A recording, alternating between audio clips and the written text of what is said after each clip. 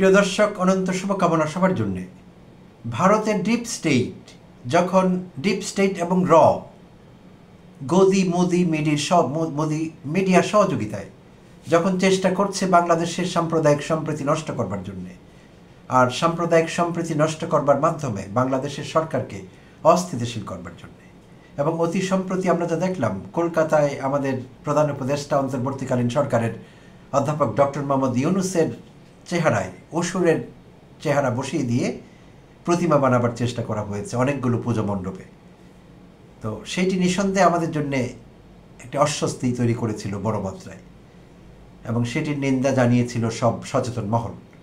তো এই যখন পরিস্থিতি, তখন গতকাল কক্সবাজারে আমাদের বাংলাদেশের সনাতন ধর্মাবলম্বী ভাই বোনেরা সাম্প্রদায়িক সম্প্রীতির এক উজ্জ্বল দৃষ্টান্ত স্থাপন করলেন গতকাল, এবং গতকাল বিকেলে ঘটেছিল এই চমৎকার ঘটনাটি বাংলাদেশের কক্সবাজারে। তো এটি যুগান্তর রিপোর্ট করেছে, ছোট্ট একটি রিপোর্ট। আমি আপনাদের সঙ্গে একটু রিপোর্টটি শেয়ার করব প্রিয় দর্শক। কক্সবাজার সমুদ্র সৈকতে প্রতিমা বিসর্জন উপলক্ষে পরিণত হয় এক আবেগঘন মিলন মেলায়। বিজয়া দশমীর ঢোল ঢাক শঙ্খধ্বনি আর মানুষের উল্লাসের ভেতর হঠাৎ করেই ভেসে ওঠে মানবতার স্লোগান, ফিলিস্তিন হোক মুক্ত। বৃহস্পতিবার 2রা অক্টোবর বিকেলে প্রতিমা বিসর্জন উপলক্ষে কক্সবাজার সৈকতের কবিতা চত্বর থেকে কলাতলি বিচ পর্যন্ত প্রায় 3 কিলোমিটার লোকে লোকারণ্য হয়ে ওঠে। বিশেষ করে লাবণী, সুগন্ধা ও কলাতলি পয়েন্টে লাখো মানুষের উপস্থিতি চোখে পড়ার মতো। মানুষের ভিড়ে বালুকা বেলায় দাঁড়িয়ে জেলা পূজা উদযাপন পরিষদের সাধারণ সম্পাদক অরূপ শর্মা বলেন, আজ আমরা দেবী দুর্গাকে বিদায় জানাচ্ছি, কিন্তু মানবতার সংগ্রাম চিরন্তন। ফিলিস্তিনের অবরুদ্ধ মানুষদের মুক্তি ও শান্তি কামনাই আমাদের আজকের প্রার্থনা। পরিষদের সভাপতি উদয় শঙ্কর পাল জানান, এবারের দুর্গোৎসব শান্তিপূর্ণভাবে শেষ হলো। তবে এবারের বিদায় কেবল উৎসব নয়, মানবিক মূল্যবোধেরও প্রকাশ ঘটিয়েছে। আমরা সবাই ফিলিস্তিনের পাশে থাকার অঙ্গীকার করেছি। তরুণদের কণ্ঠে ফিলিস্তিন। সৈকতের বালুচরে তখন একদল তরুণ তরুণী হাতে প্ল্যাকার্ড উঁচিয়ে ধরেন, তাতে লেখা stop genocide in Gaza, stand for Palestine. ধর্ম যার যার, উৎসব সবার। কলেজ শিক্ষার্থী অতসী দে বলেন, বিজয়ের আনন্দের সঙ্গে আমরা শান্তির আহ্বান যুক্ত করেছি। আমরা চাই ফিলিস্তিনের মানুষ যেন মুক্তভাবে বাঁচতে পারে। স্থানীয় যুবক আব্দুর রশিদ মানিক বলেন, আজকের দিন প্রমাণ করেছে মানবতার প্রশ্নে ধর্ম বর্ণ কোনো ভেদাভেদ নেই। বিজয়ের আনন্দকে আমরা ফিলিস্তিনের মুক্তির প্রার্থনায় মিলিয়ে দিয়েছি। রামু থেকে আসা পুণ্যার্থী সীমা দত্ত বলেন, বিজয়ের দিনটা এবার ভিন্নভাবে ছুঁয়ে গেল।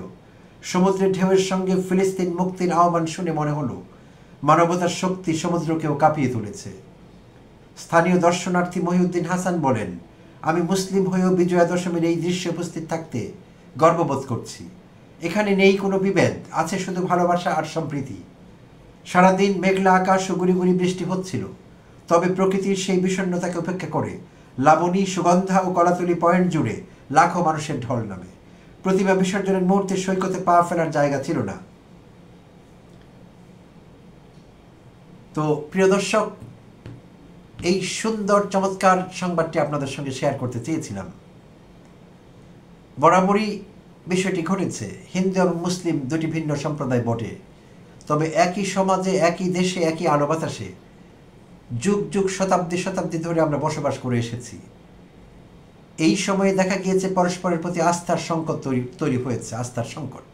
অতীতে কখনো এরকমটি হয়নি, এইবার বেশি হয়েছে। বিশেষভাবে 5 আগস্ট পরবর্তী সময়ে নানা রকম গুজব ছড়িয়ে পড়েছিল, বিশেষভাবে সংখ্যালঘু নির্যাতনের অভিযোগ উঠেছিল বড় রকমের। তার মধ্যে যতটা না অভিযোগ ছিল তার চাইতে বেশি ছিল গুজব। অসংখ্য গুজব তৈরি করা হয়েছিল আসলে, এবং এখনও নিরন্তর চেষ্টা চলছে 24/7, এবং এই চেষ্টাগুলো ভারত থেকে করা হচ্ছে অসৎ উদ্দেশ্যে। নরেন্দ্র মোদীর সরকার তাদের ডিপ স্টেট সঙ্গে যুক্ত হয়েছে। তো মিডিয়া তো আছেই, বলেই লাভ নেই। তো যত রকমের চেষ্টা আছে বাংলাদেশে সাম্প্রদায়িক সম্প্রীতি নষ্ট করবার জন্যে, কমিউনাল টেনশন তৈরি করবার জন্যে সব রকম অশুভ চেষ্টা তারা চালিয়ে যাচ্ছে, এবং সর্বশেষ দেখলাম তারা তাদের সেই চেষ্টার পরাকাষ্ঠা প্রদর্শন করেছে যখন অধ্যাপক ইউনূসের চেহারায় অসুরের চেহারা বসিয়ে দেওয়া হলো। এইটির নিন্দা জানাবার ভাষা আসলে আমাদের জানা নেই। তবু গতকাল যা ঘটে গেল কক্সবাজারে, আমাদের বাংলাদেশের সনাতন ধর্মাবলম্বী ভাই বোনদের শ্রদ্ধা জানাচ্ছি অন্তর থেকে। আপনারা চমৎকার একটি মানবিক কাজ করেছেন, এইটি করা দরকার ছিল। শুধু মানবতার জয় হয়নি, আপনাদের প্রজ্ঞাও ফুটে উঠেছে এখানে আপনারা যা করেছেন। আর এভাবেই আগামী দিনে বাংলাদেশে সংকীর্ণ সাম্প্রদায়িকতা মুক্ত একটি গণতান্ত্রিক ইনক্লুসিভ বাংলাদেশ আমরা কামনা করি। এমন একটি বাংলাদেশের আমরা স্বপ্ন দেখি। সকল সৎ এবং দেশপ্রেমিক নাগরিক এই স্বপ্নটি দেখেন, এবং আমরা সাম্প্রদায়িক সংকীর্ণতা চাই না। নিঃসন্দেহে আলাদা আলাদা সম্প্রদায় থাকবে, কিন্তু প্রতিটি সম্প্রদায়ের একের প্রতি অপরের শ্রদ্ধা, ভালোবাসা, আস্থা, এই বিষয়টি থাকতে হবে। আগে ছিল, আমরা যদি পেছনে ফিরে তাকাই, অনেক অনেক পেছনে যাই, সাম্প্রদায়িক সম্প্রীতি ছিল এই দেশে, কখনো কোনো সমস্যা হয়নি। কিন্তু আজকাল সমস্যা বেড়েই চলেছে। তো আমরা আশা করছি এই জাতীয় মুভ, এটি একটি চমৎকার জেস্টার সনাতন ধর্মাবলম্বী ভাই বোনদের পক্ষ থেকে। অন্তরের অন্তর থেকে তাদেরকে ধন্যবাদ জানাচ্ছি। না জানিয়ে কোনো উপায় নেই, এটি চমৎকার কাজ তারা করেছেন। এবং কলকাতায় যে ঘটনাটি ঘটে গেল, আমি আশা করেছিলাম যে বাংলাদেশের সনাতন ধর্মাবলম্বী ভাই বোনদের কাছ থেকে বড় রকমের প্রতিবাদ আসবে, তারা প্রতিবাদ করবেন। সেইভাবে বিষয়টি ঘটেনি, ঘটলে ভালো হতো। তো আমি মনে করি ভারতের যত ষড়যন্ত্র হবে বাংলাদেশের সাম্প্রদায়িক সম্প্রীতি নষ্ট করবার জন্যে, বাংলাদেশ থেকে সবার আগে প্রতিবাদ করতে হবে। আমাদের সনাতন ধর্মাবলম্বী ভাই বোনরা সবচাইতে আগে প্রতিবাদ করবেন এবং ভারতের অশুভ শক্তিকে, অশুভ চেষ্টাকে থামিয়ে দেবেন। এই কথা বলে যে এই দেশে আমরা দুটো সম্প্রদায় বটে, কিন্তু আমরা একই আলো বাতাসে, একই হাওয়ায়, একই পরিবেশে আমরা ভালো আছি, আমরা ভালো থাকবার চেষ্টা করছি। They should leave as alone. এটি ভারতের কোনো কাজ না। আমরা কি করছি এটি দেখা তাদের কোনো কাজ না। তাদের দেশে তারা কি করছে সেটি দেখা তাদের কাজ। তাদের দেশে নানাভাবে তারা চূড়ান্তভাবে মানবাধিকার লঙ্ঘন করছে, মানবতা বিরোধী অপরাধ করছে মোদী সরকার, সেগুলো দেখা দরকার তাদের।